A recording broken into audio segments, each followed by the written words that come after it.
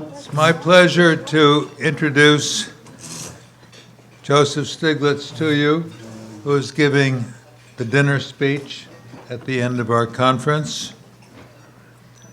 I've known Joe what seems like forever, and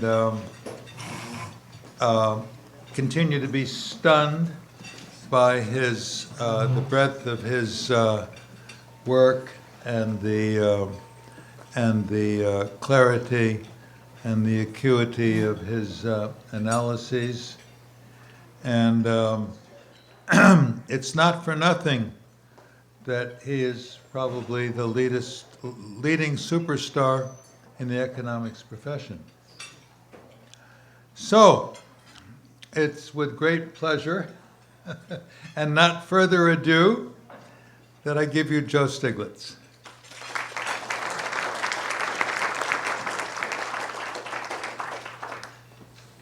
Well, thank you very much, Ned, for that introduction.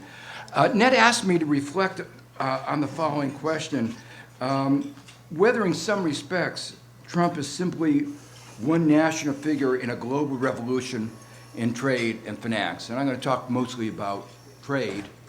And I think in many respects that's true, but the way Trump answered it is not the way I would have answered it, or most of the people here would have answered that. The point was, and it got probably almost surely been discussed today, is that over the last 40 years, trade and changes in technology have played an important role in deindustrialization in the United States and in Europe. But the way the United States responded was different, for instance, from the way some other countries like Sweden responded. You can't, because you can move this way. But then it'll start sliding. Well, okay, we'll see. Okay.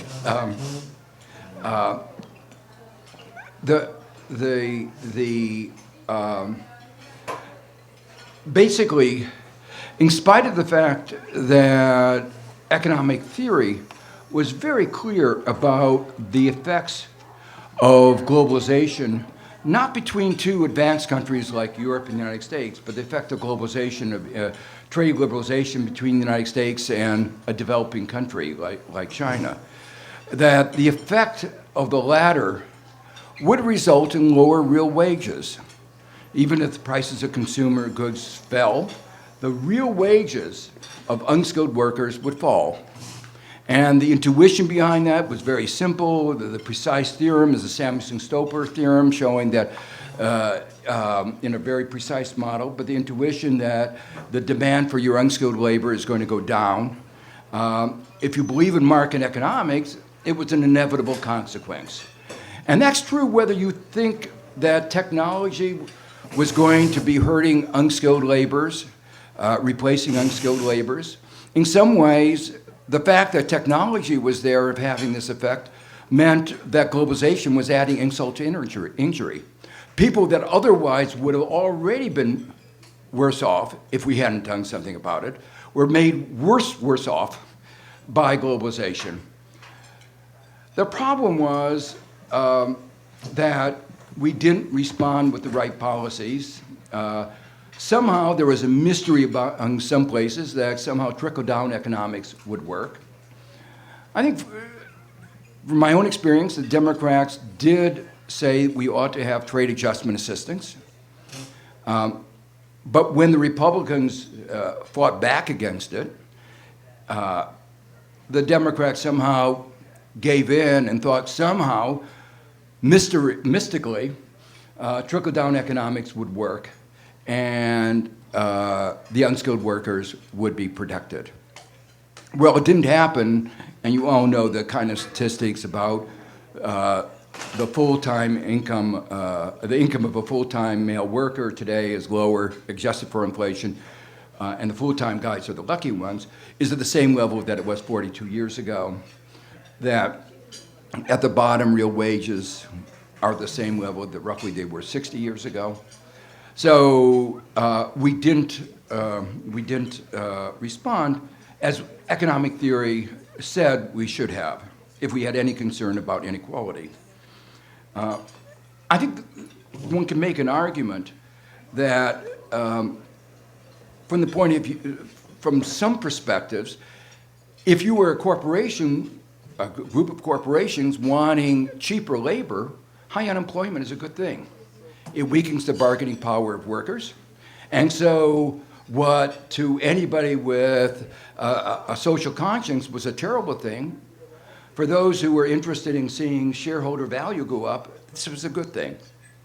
And if you look then inside the investment agreements that were part of NAFTA, Chapter 11 of NAFTA, part of my main objection to TPP, if you look inside that, that gave Americans investing abroad more property rights protection than they got at home.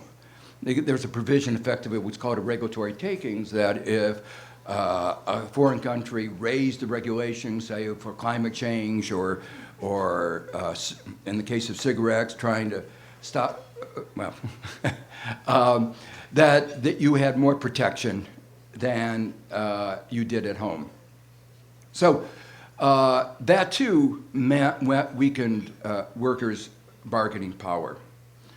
So the upshot of this is that I think that it is true that the way we conducted globalization in the United States without social protection has resulted in greater inequality, and is a part, we can debate what part, is a part of the worsening of the position of those in the deindustrialized areas. But the answer of Trump, I think, is obviously wrong. It's about protectionism, and what we need is social protection without protectionism.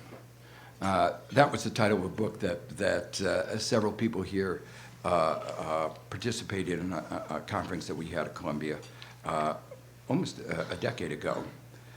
Well, what I want to go on from these observations is to say some of the effects of Trump are going to be long-lasting. Some of the effects are the recognition of the problem that I just described. I don't think once the problem has been recognized, you can ignore it. Even though, as I said, Trump's solutions, I think, are actually going to hurt the people that have already been hurt, and I'll come back to that in a minute. The reason I think the effects are going to be long-lasting, no matter who comes after Trump, is that since the end of World War II, we've been trying to construct a global order in which borders do not matter as much. And what Trump has very strongly reminded us is that borders do matter, that the nation state is still the relevant political entity, and so long as the nation state can withdraw from a treaty, it retains its sovereignty, and the derogation is only temporary. And that means, of course, that businesses will now realize that. You know, before they thought these were real treaties or the real agreements that would be long-lasting. But now the United States has made it very clear that if it decides to leave an agreement, it will do that. And people will now realize, just like they've begun to realize the way globalization has had an adverse effect on so many in the United States, they'll realize it's another, cognitive, a real realization that borders do matter. And that, of course, means that supply chains that were constructed on the basis that borders do not matter will have to be reconstructed. And probably have to be more flexible, more diverse. There will be a cost associated with that. And the changes in the supply chain will affect those in the United States who are involved in manufacturing and are dependent on these efficient supply chains. I want to frame the change in a slightly different way, and that is that we've learned, one of the insights of the last 250 years is that the, what we call very broadly the rule of law, and I'm using that just very broadly, is important domestically. We can't imagine a modern economy without a rule of law. And even though what we mean internationally by a rule of law is somewhat different than what we mean domestically, I think the same is basically true. It's very hard to have international commerce without some rule of law. And that's what the WTO was attempted to do, and that's what a variety of agreements going across border try to do. And what basically Trump has said, he doesn't believe in the rule of law. You can say, well, what does he believe in? And in a way, what the administration said in the trade negotiations in Buenos Aires in December, where the trade ministers came together, basically he said, there's too much of this legal stuff, too much of this rule of law. What he wants is power. What he says is the United States is the strongest economy for the moment, the largest economy, and it is wrong for us not to exercise that power. In other words, not to go away from a rule of law and go back to the rule of jungle where strength is what matters. Well, I think any of you know about bargaining, especially bargaining with asymmetric information. It's very costly. There are often breakdowns.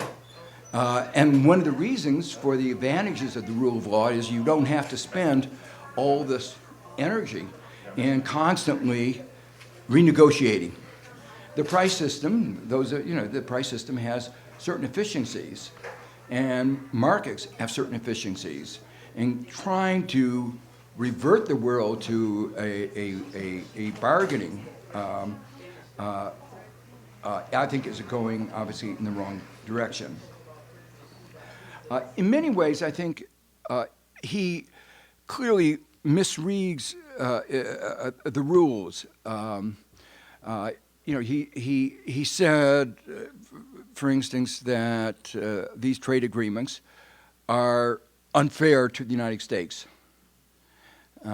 I've written that in my book, Globalization and Discontents, that most of the international agreements were unfair to developing countries.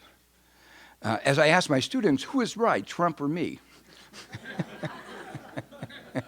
And my students unanimously say that I am. The point is, the trade agreements are unfair to developing countries, but they're also unfair to workers in both the developing and developed countries. They are disproportionately corporate agreements, where corporate interests, and you see that most strikingly in the provisions of big pharma versus generics. But you also see it in the provision I mentioned before about the investment agreement, where it would be easy to write down an agreement that does what we say it does, which is protect property rights and protects us against discrimination. But these agreements go well beyond that core, that they are advertised to do. I think he also overestimates the United States' bargaining power. I think he underestimates the resistance by others to the use of brute force. And that, maybe this is a statement about behavioral economics, when people think that something is unfair or somebody is exercising brute force, they're willing even to sacrifice their own interest in order to get an outcome which is fair. We'll get a test of that a little bit because the United States, I gather, has just announced in 1 week it's going to raise tariffs on $200 billion more of Chinese goods.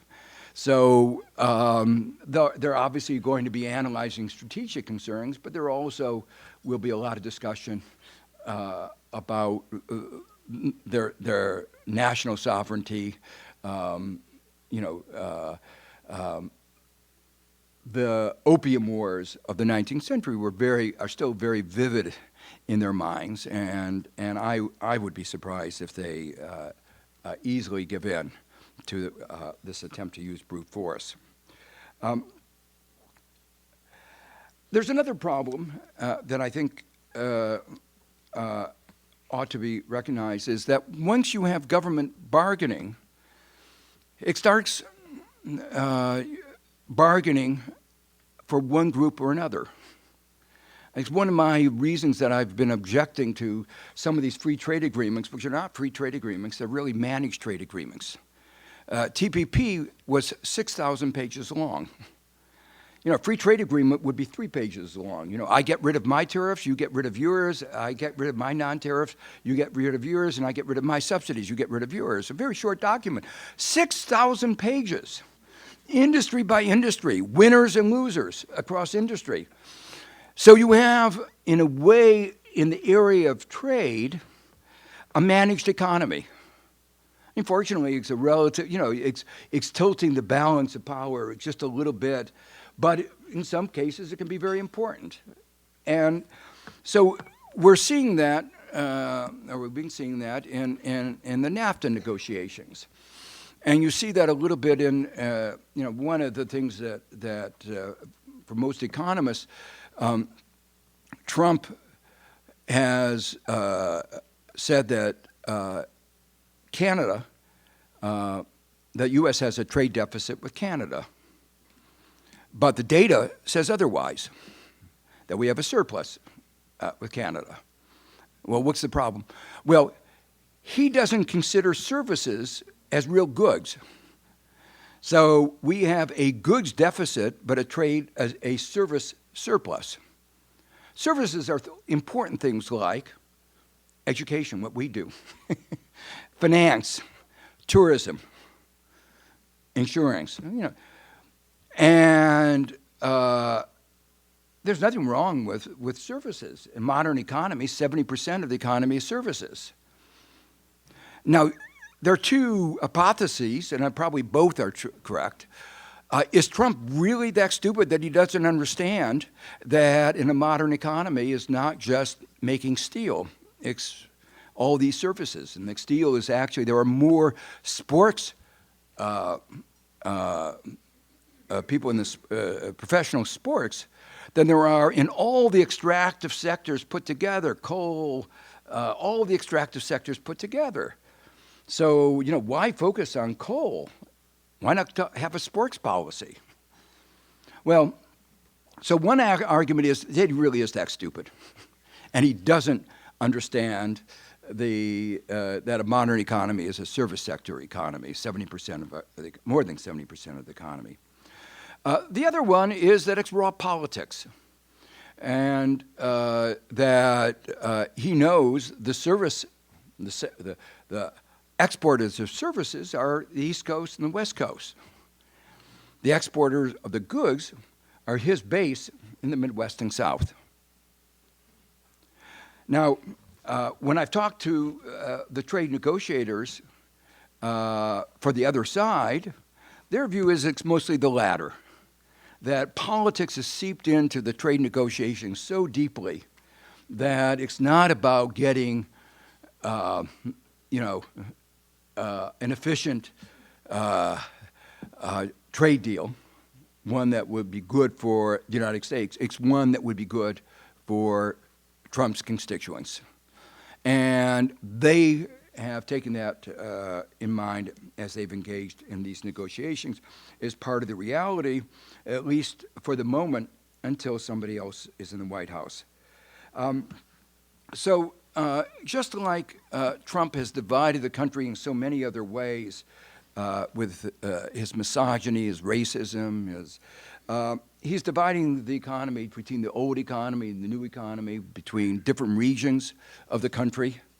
And I think kinds of conflicts that were often submerged in the past, but by bringing out in the open has really increased conflict within our society. I think some of these problems in a misguided trade policy are compounded by the lack of having the lack of good deliberation that was been a part of the usual process in government, and the lack of having good advisors. So, for instance, standard economic theory, and I think it probably was discussed today, says that if you have a fiscal deficit, an increase in the fiscal deficit of the order of magnitude of that occurred in December and January in 3 weeks, almost 3% of GDP. Something in Europe, 3% of GDP is the limit, but we already had 3%, and then he almost doubled it.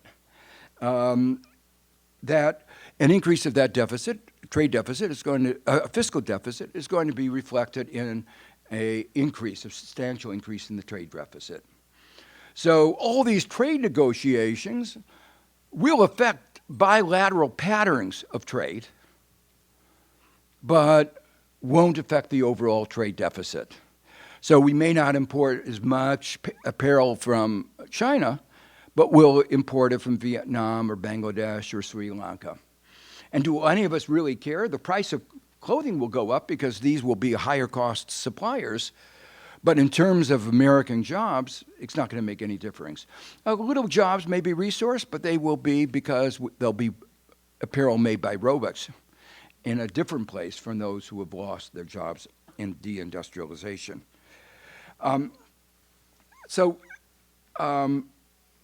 At the same time, what's striking is in a country, Angus Deaton talked about the health problems at lunch today. The United States' overall life expectancy is going down. He focused on particular groups. The tax bill resulted in 13 million more Americans being without health insurance. So it will make that problem all the worse. And in a country already marked by the highest level of inequality of any of the advanced countries, it will actually, when it's fully implemented, increase the taxes paid by a majority of people in the second, third, and fourth quintile. Now, I don't think there's ever been, and this is to pay for a tax cut for the billionaires. I don't think there's ever been a tax cut that has been as inequitable as this particular tax. You've talked about some of the economic effects. I'm actually more pessimistic about the effect on investment than probably was discussed today.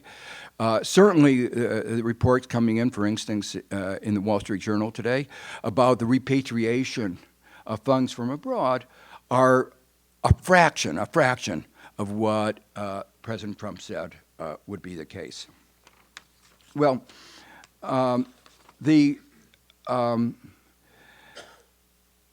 finally, I think one of the concerns is that Trump didn't understand, and those who supported the tax bill didn't understand the determinants of growth. Not only the determinants of investment, and most investment is financed at the margin by debt, and when the bill is fully implemented, the point is in the past, interest was tax deductible. It will not be tax deductible. And so the net effect of that actually is at the margin to discourage investment. It's a big gift, but you have to understand there's a difference between marginal and average. And the way the margin shifts is actually against investment. But more than that, when there is this kind of regional and sectoral shift, it can affect growth. Examples. This is the first tax bill that has imposed taxes on universities like Princeton and Harvard.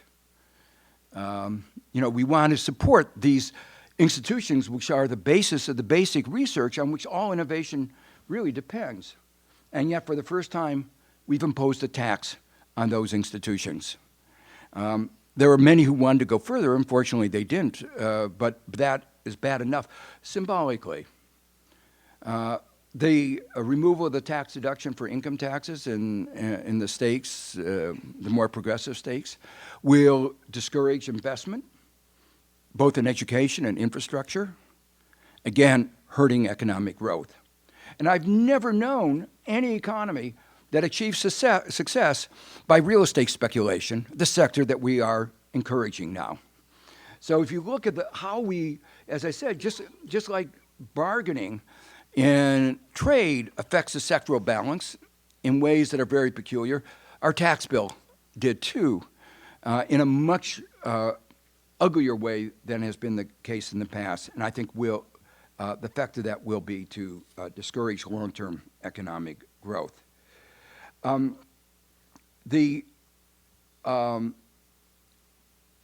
want to conclude with some issues, some discussion about the particular problems posed by China, because both because it's timely, because of the announcement today, but also because the way that debate has evolved has in many ways surprised me.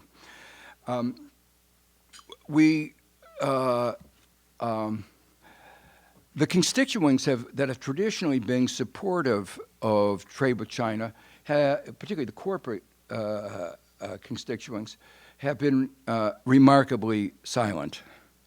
And I think that's partly because, at least among some quarters, China seems less lucrative than it did in the past. It's less lucrative because wages in China are going up, because Chinese firms are becoming more competitive, and because China is beginning to impose regulations, like environmental regulations, as they should. But that all changes the attractiveness of China. At the same time, there is a beginning of concerns in national security quarters. America, and more broadly, America's economic dominance is obviously being questioned. In PPP, the standard way of comparing countries, the United States is already smaller than China. But even in official exchange rate, in 20 years, it'll be markedly smaller than China if the current trends continue. And China, on its own, is establishing some comparative advantage, some competitive advantage in AI. I want to come back to why that is, but before doing that, I want to point out that we've been almost naive, I think, in thinking about the ability to have free trade across countries with very different regulatory, institutional frameworks. And with Europe, we've had a whole set of problems, but they're relatively minor. For instance, in GMO, a lot of people in Europe don't like eating GMO. And American trade negotiators say that a requirement to disclose that it's GMO is an unfair trade practice. Most of us would say, well, that's just transparency. But our trade negotiators say, no, people have to eat GMO whether they know it or not. So we made this an unfair trade practice to force disclosure of GMO. That clearly is reflecting differences in the way our society values things. The different ways we subsidize airplanes, the conflict between Airbus and Boeing. We subsidize it by having Boeing build a defense airplane and then convert it into civilian use. And Europe does it differently, and we say the way they do it is unfair, and they say the way we do it is unfair, but they're fundamentally different. There are different ways of subsidizing agriculture. The point is that there are a whole set of these kinds of disputes that have sort of plagued trade negotiations actually forever, we put them in a corner and we don't think about them very much because they're very specific. They're not the big picture. But when there's less of a bond across countries, or there was less of a, and when there's more, we might say more competition, it may be more difficult to look the other way. So the particular example, is big data. Big data is the main input to artificial intelligence, and artificial intelligence will almost surely play a big role in the coming economy. People aren't sure what role it is, whether it's 10% or 30% or 40%, but it will play an important role. And there are specific industries like genomics, discovering genes, and will be particularly important, that we know that will be important. So I don't want to say it's going to be every sector, but it's certainly a number of sectors. Well, China, with its lack of concern about privacy, has the ability to gather more data than the United States. And the United States, with its lack of concern about privacy, can gather more data than Europe. And this creates an inherently unlevel playing field. But my view is that the United States should not adopt the Chinese model, and nor should Europe adopt the American model. I would like America to adopt the European model, concerns about privacy.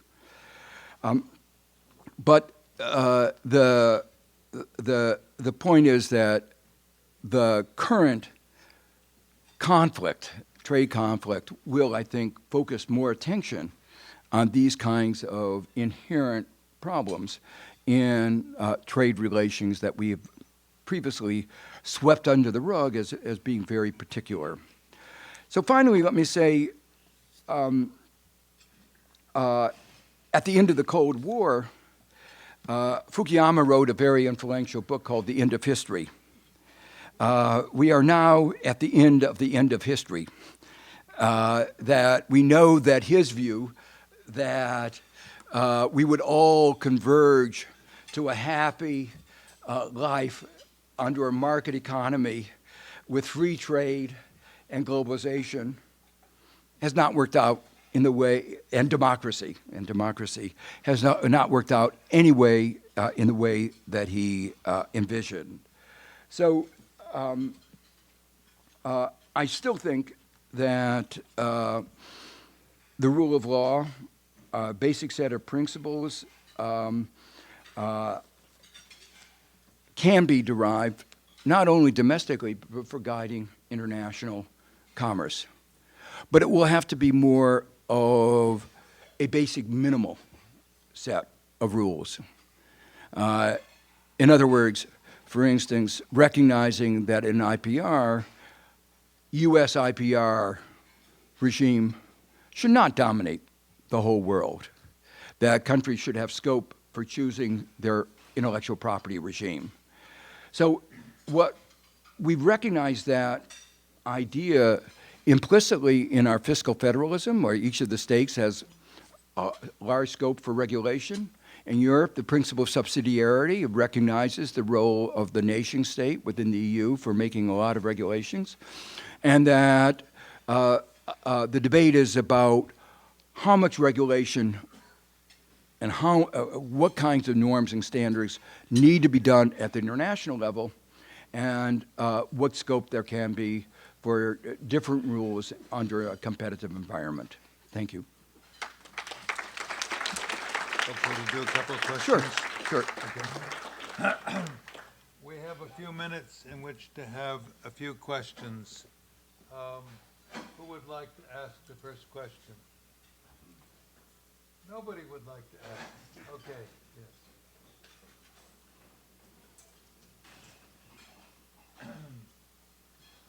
Thank you, Joe. Greg Kolotko, Poland. From your perspective, in the longer term, US dollar will appreciate against euro or depreciate, and will we have euro in 25 years from now? Oh, well, first, In the short term, the mechanism by which the large trade deficit, the increase in the trade deficit that naturally follows from the increase in the fiscal deficit, the way that will be brought about will be the appreciation of the dollar relative to a basket of currencies, probably almost surely including the euro. The second part of your question concerns what will happen to the euro in 25 years. And I guess that really depends on whether there's reforms in the euro. I think that if there are not reforms, Europe will continue to go from crisis to crisis. We're going to have an Italian crisis pretty soon. And the inability to adjust and the lack of institutions to compensate for that inability to adjust will either lead to a breakup of the euro or to what we've been seeing over the last decade, really slow growth rates and political discontent.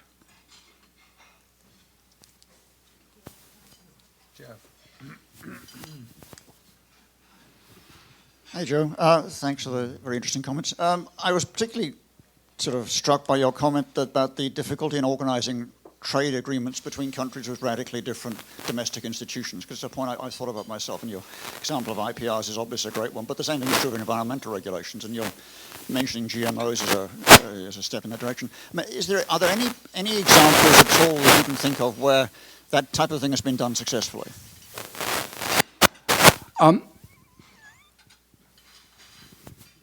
I can't think of any, but what I wanted to say is this is a qualitative point. The TRIPS agreement, the intellectual property provision of the Uruguay round, WTO, does give countries some leeway in choosing their own intellectual property regime. It gives it less leeway than I would have done. So my complaint, in a way, is they've recognized they need to have some flexibility, and they actually use that word flexibility, but they haven't analyzed deeply what are the reasons for that flexibility, the basis of that in terms of deeply felt different societal norms and different positions in the development agenda. In terms of intellectual property, it was a recognition the flexibilities were focused on differences in the stage of development. But this issue of differences in norms and values like GMO has not, as far as I know, been actually addressed adequately in any agreement that I know of. And I think it will be a part of the rethinking that Ned asked us to talk about going forward. Let's have another question. Okay, David? Professor Stiglitz, I thought that was great. I really like the part of moving away from... Can't hear you without the mic. Sorry. Sorry. Professor Stiglitz, I thought that was fantastic. I really liked the part about moving away from a rules-based international system. I always kind of interpreted that if you were the strongest person around, why would you want to compromise? And so my question is, do you see any similarities between the transition from the Roman Republic, which we just assume is the rules-based system, to the Roman Empire? And I believe Caesar was the last emperor of the rules-based system. And would you see a catalyst? Or all we need is a Brutus? That's it. Answering that is inevitably getting you into trouble. So what I just say that this issue of having a rules-based system and people want to breaking out of it is an ongoing issue that societies have faced. This is not the first time. But the difference between then and now, I would say, is that beginning with the Enlightenment in 1750, 1800, we began to think, I think, more deeply about social organization. How does society, collectivities of people organize themselves in ways that are socially productive and peaceful? And, we've done a lot of thinking about that over the last 250 years. And we have a whole set of ideas about the rule of law, what we mean by the rule of law, democracy, checks and balances. And I think what is so disturbing is that it's not, fascism was an abrogation of a lot of these principles, particularly in the area of democracy. And we are now facing somebody who wants to abrogate at least a lot of these rules. Just to add on that, so I was just in Canada, and I'll tell you 100% of the people don't think that he doesn't know how to calculate surpluses. It's just, if you've ever done business, it's just a negotiating tactic to create chaos. That would be the Canadian interpretation, obviously. Yeah.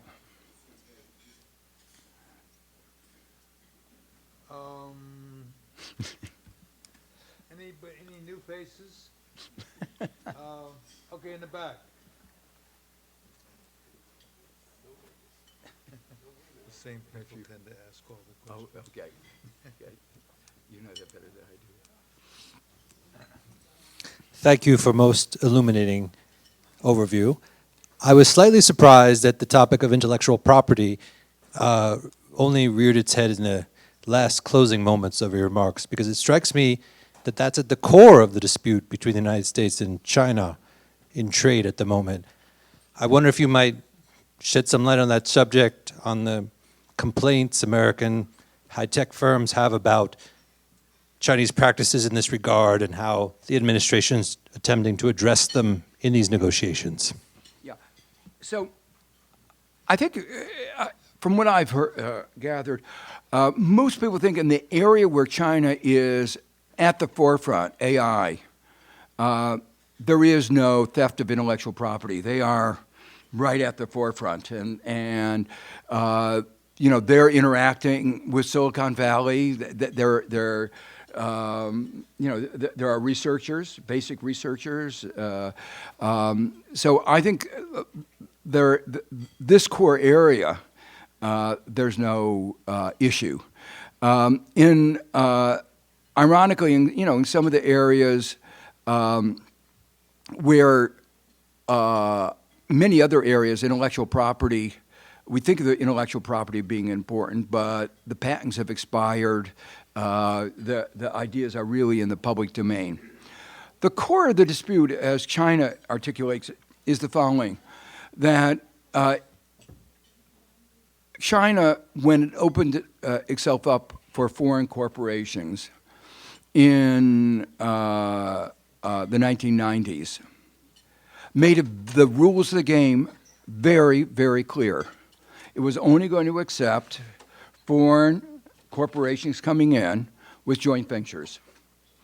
And it made it also very clear that its intent was for China to close the gap in knowledge between itself and the advanced countries. In other words, to learn. It was trying to make China a more dynamic economy. It was very clear about what was at stake. There was no deception. Companies had to make a decision. If they came in and did a joint venture, when you do a joint venture with somebody else, they're seeing what you do. It's not theft of your intellectual property. They just see what you're doing. China says that nobody was forced to do this. Now, the United States' response was, well, China was such a big market that our companies were just, drooling to enter the market, and it was unfair for you to take advantage of your market power, in a way. But the answer to that is, if there had been an international investment agreement that specified what was the rule of law in international investment, that would have been one thing. And then you said, well, did they violate that rule of law, international rule of law about investment? There was an attempt to have an international, a multilateral investment agreement. It broke down. I think it broke down because of excessive greed by American and European corporations.